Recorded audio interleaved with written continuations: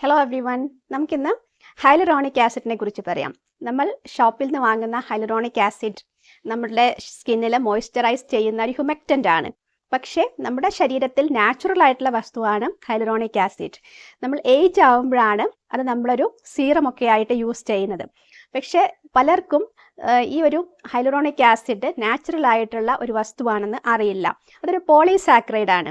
നമ്മുടെ സ്കിന്നിനെ നന്നായിട്ട് ഹൈഡ്രേറ്റ് ചെയ്യുന്ന, മോയ്സ്ചറൈസ് ചെയ്യുന്ന, റിങ്കിൾസ് കുറയ്ക്കുന്ന വസ്തുവാണ് ഹൈലറോണിക് ആസിഡ്. എല്ലാവരുടെ സ്കിന്നിലും ഹൈലറോണിക് ആസിഡ് നാച്ചുറലായി തന്നെയുണ്ട്. അത് നമ്മുടെ ശരീരത്തിൽ സ്കിന്നിൽ മാത്രമല്ല ഉള്ളത്, നമ്മുടെ ശരീരത്തിൽ അത് സ്കിൻ ജോയിൻസിലുണ്ട്. അതായത് സൈനോവിയൽ മെംബ്രെയിൻ, നമ്മുടെ മുട്ടുകളുടെ എല്ലുകളുടെയൊക്കെ ജോയിൻസ് ഉണ്ടല്ലോ, അതിൽ സൈനോവിയൽ മെംബ്രെയിനിലും അതുപോലെ ടെൻഡനിലും മസിലിലും സ്കെൽറ്റൽ മസിലിലൊക്കെ ഹൈലറോണിക് ആസിഡ് ഉണ്ട്. അതുകൂടാതെ ലങ്സിലും കിഡ്നിയിലും കുറഞ്ഞ എമൗണ്ടിൽ ഹൈലറോണിക് ആസിഡ് ഉണ്ട്.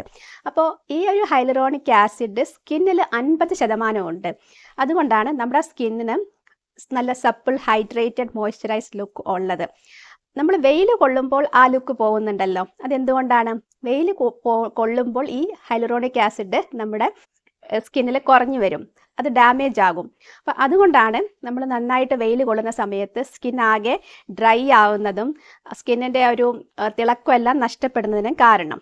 നിരന്തരമായിട്ട് വെയിൽ കൊള്ളുകയാണെങ്കിൽ അത് നമുക്ക് കൂടുതൽ പ്രശ്നങ്ങൾ ഉണ്ടാക്കും. അത് കൊളാജനെയും ബാധിക്കും, ഹൈലറോണിക് ആസിഡിനെയും ബാധിക്കും. അപ്പോൾ എങ്ങനെ നോക്കിയാലും അൾട്രാവയലറ്റ് റേസ് കൊള്ളുമ്പോൾ നമ്മുടെ സ്കിന്നിൽ ഹൈലറോണിക് ആസിഡും കൊളാജനും കുറയുന്നുണ്ട്. കൊളാജന് ഡാമേജ് സംഭവിക്കും, ഹൈലറോണിക് ആസിഡിൻ്റെ പ്രൊഡക്ഷൻ കുറയും.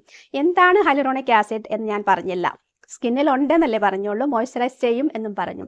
ഹൈലറോണിക് ആസിഡ് എന്ന് പറഞ്ഞു കഴിഞ്ഞാൽ ശരിക്കും സ്കിന്നിലെ കാര്യം പറയുകയാണെങ്കിൽ അത് ECM, നമ്മുടെ എക്സ്ട്രാ സെല്ലുലാർ മാട്രിക്സ്, സ്കിന്നിൻ്റെ സെൽസിൻ്റെ ഇടയ്ക്കുള്ള സ്പേസിലുള്ള ഒരു ഫ്ലൂയിഡാണ് ECM. ഈ ഒരു ECM ഫില്ല് ചെയ്യുന്നത് ഹൈലറോണിക് ആസിഡും പിന്നെ മറ്റു പ്രോട്ടീൻസുമാണ്. ഏതൊക്കെ പ്രോട്ടീൻസ് ആണ്? Collagen, elastin, glycoproteins. ഇവയെല്ലാം നമ്മുടെ സ്കിന്നിൻ്റെ ഇൻറ്റഗ്രിറ്റിക്ക് വളരെയധികം ഇമ്പോർട്ടൻ്റ് ആയിട്ടുള്ള പ്രോട്ടീൻസ് ആണ്. സ്കിന്നിൻ്റെ സ്ട്രക്ചർ വളരെയധികം അതുപോലെ മെയിൻറ്റെയിൻ ചെയ്യുന്നതിൽ കൊളാജനും ഇലാസ്റ്റിനും അതുപോലെ ഫൈബ്രോ പ്രോട്ടീൻസിനും ഗ്ലൈക്കോപ്രോട്ടീൻസിനും ഒക്കെ വളരെ പ്രധാനപ്പെട്ട റോളുണ്ട്. അതിൽ പ്രധാനപ്പെട്ട ഒരു വസ്തുവാണ് ഹൈലറോണിക് ആസിഡും. കൊളാജൻ എന്താ ചെയ്യുന്നത്?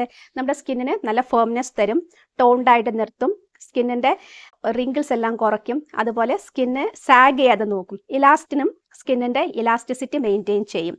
നല്ല പ്ലം, സപ്പിൾ, ടോൺ ലുക്ക് തരികയാണ് കൊളാജനും ഇലാസ്റ്റിനും കൂടെ ചെയ്യുന്നത്. അപ്പോൾ ഹൈഡ്രേഷൻ ആണ് കൂടുതൽ വേണ്ടത്, അതിന് ഹൈലറോണിക് ആസിഡ് സഹായിക്കും.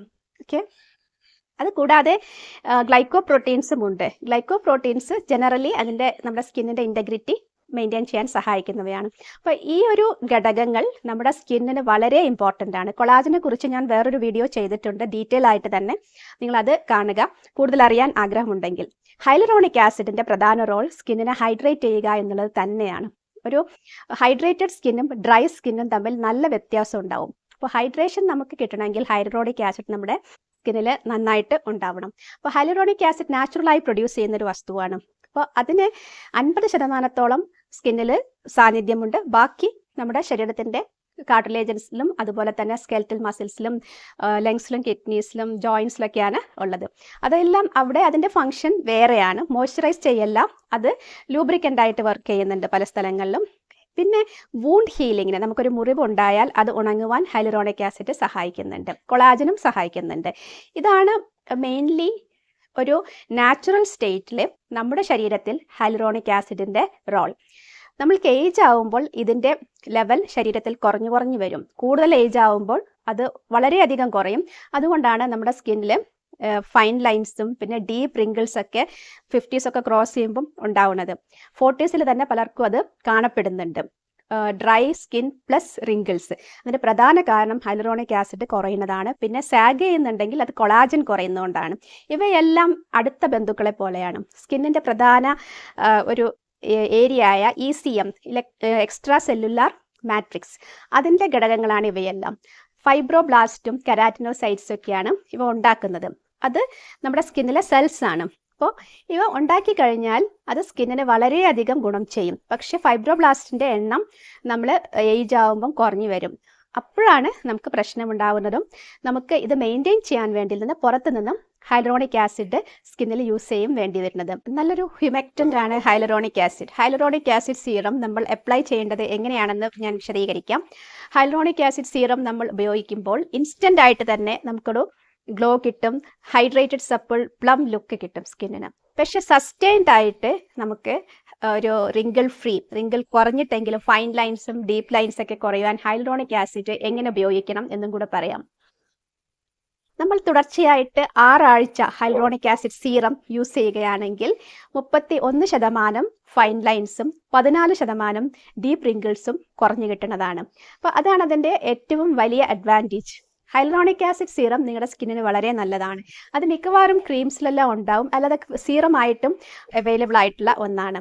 അപ്പോൾ ഹൈലറോണിക് ആസിഡ് സീറം നിങ്ങൾക്ക് സ്കിന്നിന് ജനറലി ദോഷകരമായ ഒന്നല്ല. പക്ഷെ അത് ഉപയോഗിച്ചിട്ട് നിങ്ങൾ വെയിൽ കൊള്ളാൻ പോകരുത്. വെയിൽ കൊള്ളുന്ന സമയത്ത് നമ്മുടെ നാച്ചുറലി ഉള്ള ഹൈലറോണിക് ആസിഡും ഡിഗ്രേഡ് ആവും, നമ്മൾ എക്സ്റ്റേണലി കൊടുക്കുന്ന ഹൈലറോണിക് ആസിഡിനും സാരമായിട്ട് ബാധിക്കും. അപ്പോൾ ഇത്തരം കാര്യങ്ങൾ ശ്രദ്ധിക്കുകയാണെങ്കിൽ നമ്മുടെ സ്കിന്നിൻ്റെ നഷ്ടപ്പെടുന്ന ഗ്ലോ തിരിച്ചു കിട്ടുവാൻ ഹൈലറോണിക് ആസിഡ് സഹായിക്കും. Stay updated with Samsar Wellness. Dr. Sanjana signing off on a positive note.